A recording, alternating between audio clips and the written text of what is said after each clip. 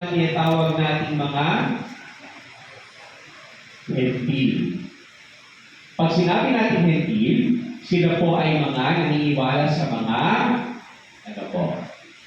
Diyos-Diyosan, pagano. Sapagkat hindi naman po sila Hudyo.